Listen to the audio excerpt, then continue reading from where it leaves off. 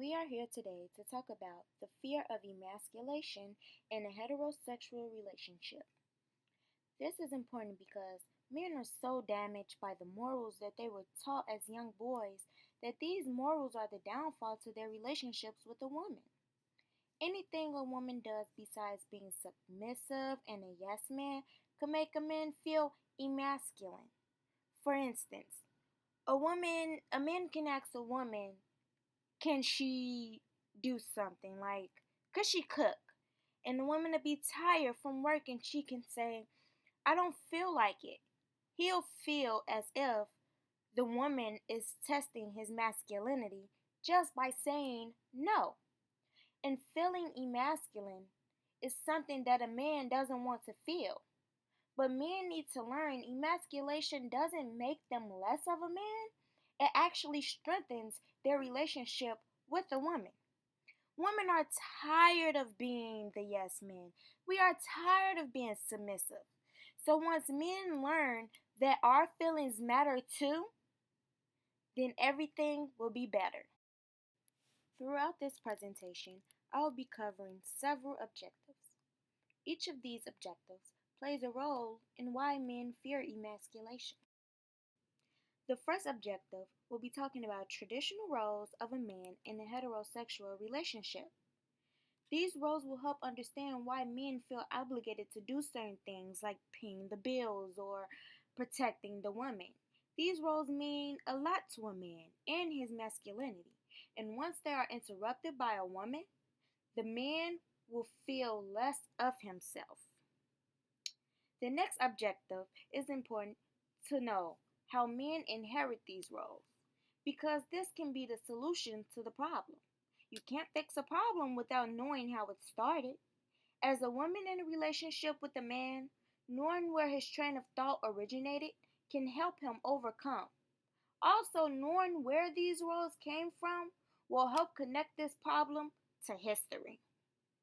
The next objective is harmful ideas of a man's sexuality. This is a subtopic that came from the Male Heterosexual book by Larry A. Morris. This was important to incorporate because it talks about situations that a man think is strengthening his masculinity, but it's toxic to a relationship and society as well. The next objective is men versus commitment. This gives insight on what men juggle between when he decides to be in a relationship. Trying to keep a good reputation on your manhood is hard when deciding to be with a lady. And lastly, all the objectives will be summed up, and by the end, others will understand why emasculation is a problem in a relationship and also where it comes from. A man has multiple roles to portray. However, each role contains the ideology of being seen as that dominant figure. Now, there are many more roles than these three that I have that a man plays. But the first is being manly, the second is showing leadership, and the third is making decisions. Now, what does it mean to be manly? To be manly, a man must know how to control his emotions. Dealing with emotions includes avoiding tantrums and tears. Every man fears crying in public because that's just not what men do. A man deals with pain and danger without showing fear or emotion. And as a man, the ideal duty is to protect and provide for the woman. Next is showing leadership. Showing leadership, in other words, is considered a man taking charge. For example, handling a situation when he sees something is wrong instead of waiting for the situation to escalate. Letting the woman come in contact with the problem can result to emasculation because the man will feel that he wasn't bold enough to step up to the plate. The third role is making decisions. Most women disagree with having a controlling man. I know I do. However, the man making the decision shows that he understands his significant other, so he picks the decision that is right for the both of them. That is because it is not fun when a man leaves everything up to the woman. Everyone needs a second opinion. Besides, leaving everything up to the woman makes a man feel as if he have no control in the relationship, and no man wants to feel as if they have no control. In fact, that is by far the worst thing that you can do to a man in his masculinity. Next, we'll be finding out how men inherit these roles.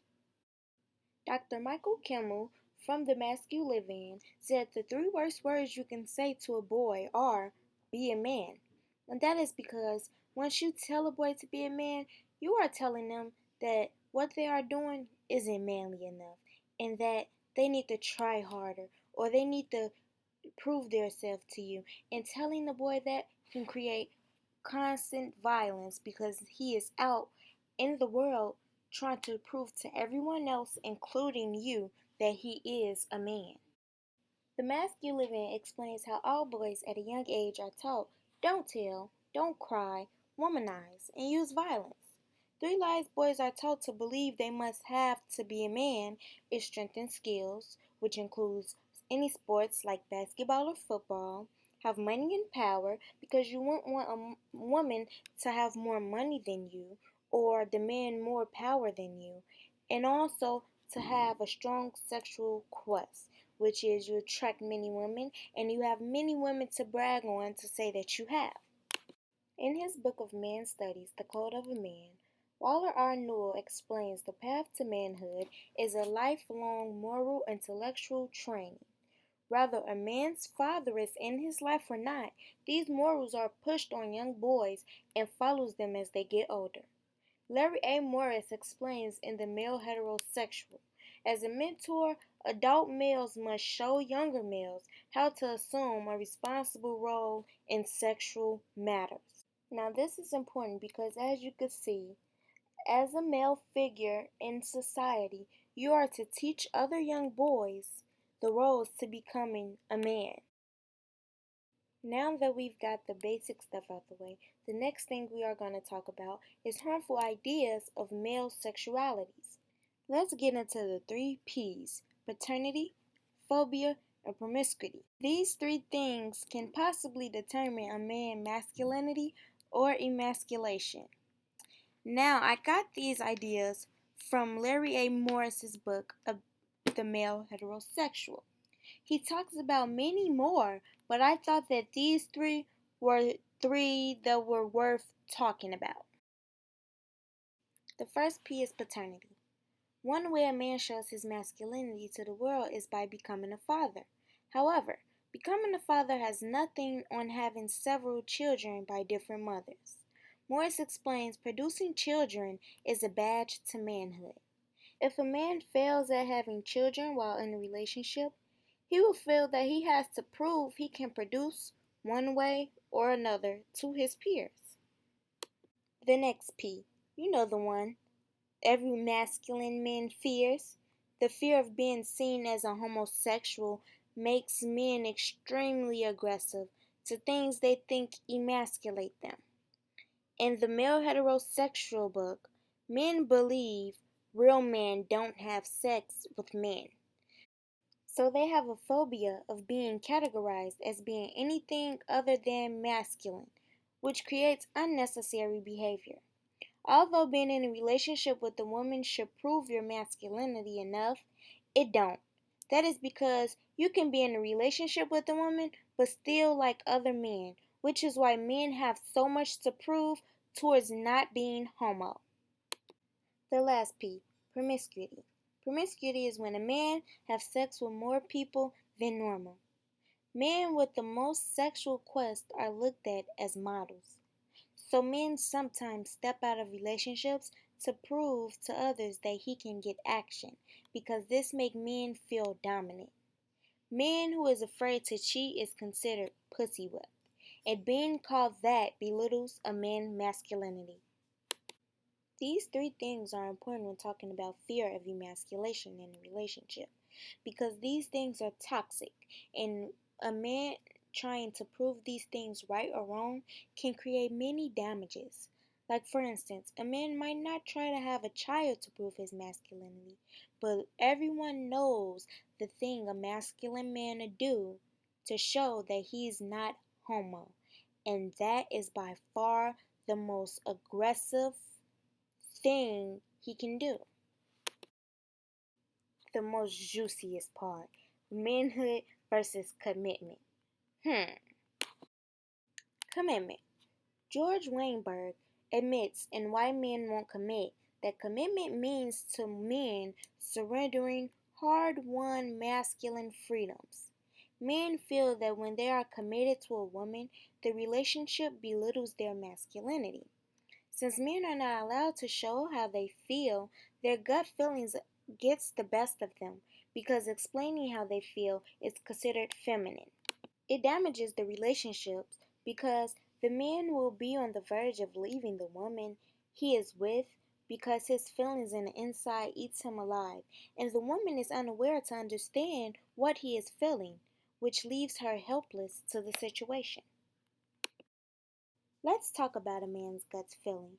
It's hard for a man to feel like he's being understood because they barely understand themselves, as described in Weinberg's novel. Weinberg describes how the smallest situation can bother a man's gut feeling. For instance, a bad dream about a man's significant other divorcing him or messing with his friend could drive a man away, and the woman will never know why. That is because he'll never tell her. And sooner the relationship will be over, all because he thought he did what is considered being strong.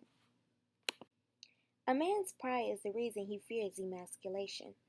Sometimes a man might want to try being emasculine to his woman, but because that is not what men take pride in doing, they don't give it a try. Newell admits men are more likely to commit suicide. Men with too much pride to share their feelings and emotions are most likely to have social problems. How his friends see commitment. A man who shows his love for a woman heavily is more likely to be made fun of by his peers. This is why most men are afraid to show their lady off or do affectionate things. In The Male Heterosexual, Morris explains, man who is afraid to cheat is pussy whipped.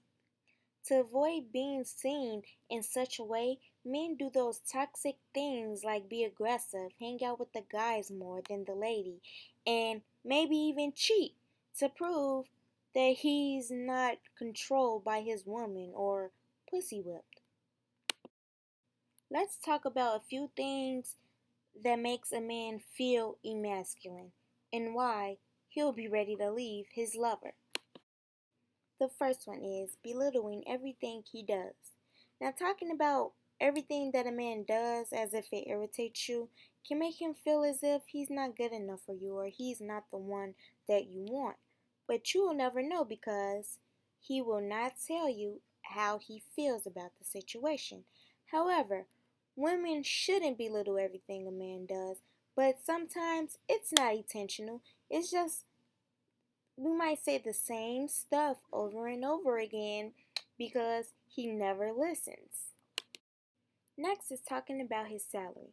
Every man hates a woman who gets paid more than him, although ideally men gets paid more than women, but there are some women who gets more money than men and they hate that. Next, managing his every move.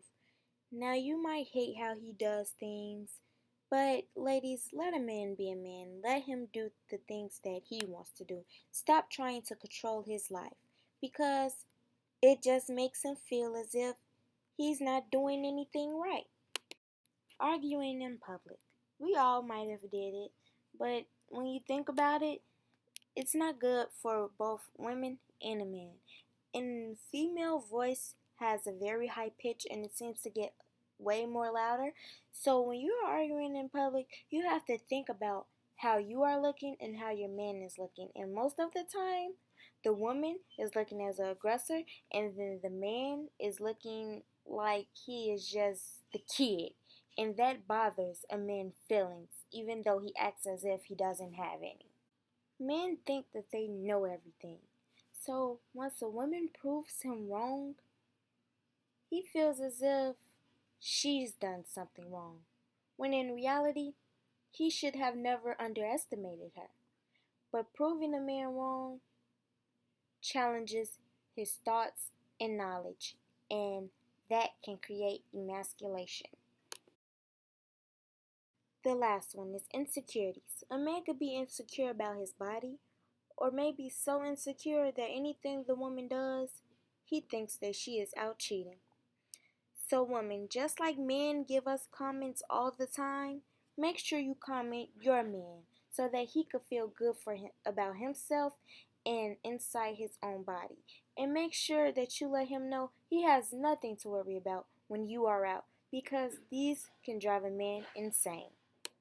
Now that you see what man fears while being committed in a heterosexual relationship and what makes him feel as if he is being emasculine, you know what and what not to do. But if man learn to use masculinity only to protect and be open with his lover, he'll be at peace with himself and have a healthy life. Man who cares how others view him will always have something to prove, and they'll never be free from feeling overwhelmed. Renee Wade argues, woman's feminine energy fuels a man's masculine energy. If you are both in a bad state, remember that you can break a man's state and get you both into a more resourceful and loving place. Because everyone needs a little dab of feminine, just a little sprinkle. Nothing is fun with all masculinity, and that is what man needs to learn. As long as we can continue in society and teach young kids how not to follow these traditional roles, more future relationships will be fine and healthy and lovable.